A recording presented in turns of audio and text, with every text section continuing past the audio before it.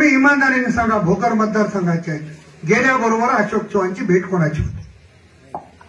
कोण्यात चमच्याला न नेता, पियाला न नेता होते?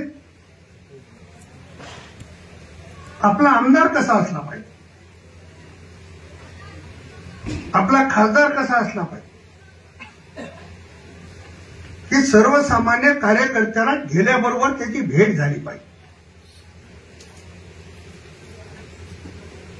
बाळासाहेब म्हणाले की काही करा, आमच्या भागाला पाणी पाजवा.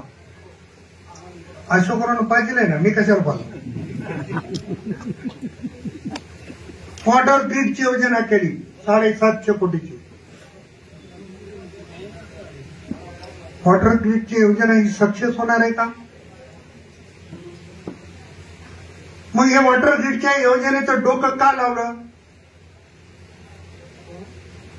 आमच्यासारख्या येड्याला का जमलं नाहीये?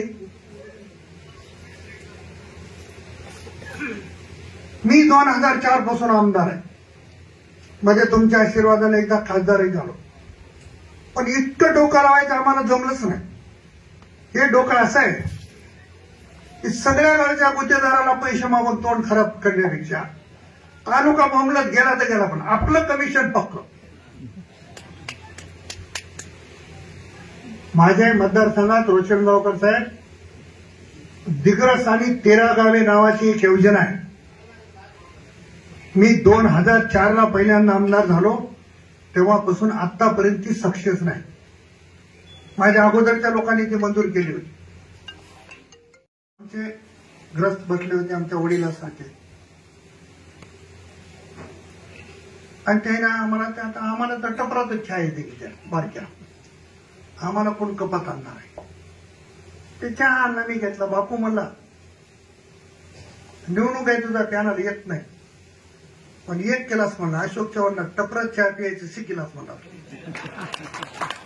नाहीतर आमचे माणसं अंगावरच्या कुठच्या कपोसीत गेलेत मला. ते आले की आता माझ्या देखत टपरात चहा पिला म्हणतो. तसं माणसाला थोडं उतरायला शिकवा, त्याच्यात आपला फायदा आहे. आपला स्वार्थ, सन्मान हा सगळा त्याच्यात. म्हणून माझी तुम्हाला सगळ्यांना विनंती आहे कि त्या पद्धतीने सही है, झूठ है?